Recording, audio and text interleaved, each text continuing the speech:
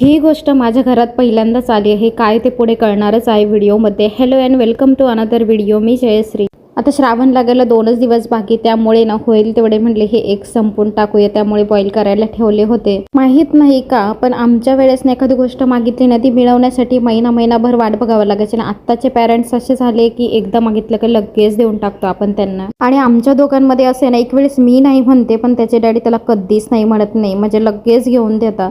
तर आज आमच्या घरामध्ये यांना खायचे होतं क्रॅब्स, तर तेच घेऊन आले होते. तर म्हटलं शेजारच्या आजींना बोलवलं, त्यांना सगळं क्लीन वगैरे करून घेतलं त्यांच्याकडून, आणि रेसिपी वगैरे त्यांच्याकडूनच घेतली होती मी. तर त्यासाठी ना ओल्या खोबऱ्याचं एक वाटण तयार करून घेतलं. नंतर कांद्याने चांगला परतवून घेतला. त्यामध्ये हळद, धने पावडर, लाल तिखट आणि त्यांचा आगरी कोळी मसाला टाकला आणि चांगलं परतवून घेतलं. थोडं पाणी टाकून ना थोड्या वेळ शिजायला ठेवलं 5 मिनिटं. आणि नंतर ती वाटणाची पेस्ट त्याच्यामध्ये टाकली, चिंच टाकली, मीठ टाकलं आणि नंतर आहे ना थोडंसं कोकम आगळ टाकलं होतं आणि 10 ते 15 मिनिटं ना ते चांगलं शिजायला ठेवलं होतं. आणि त्यानंतर ना रेडी आहे क्रॅब. म्हटलं घ्या खाऊन, कारण आमचं असं एकदा एखादी गोष्ट खाल्ली ना 4-4, 6-6 महिने आम्हाला परत त्याची आठवण पण येत नाही ना. आता आज इतका छान पाऊस चालू होता ना.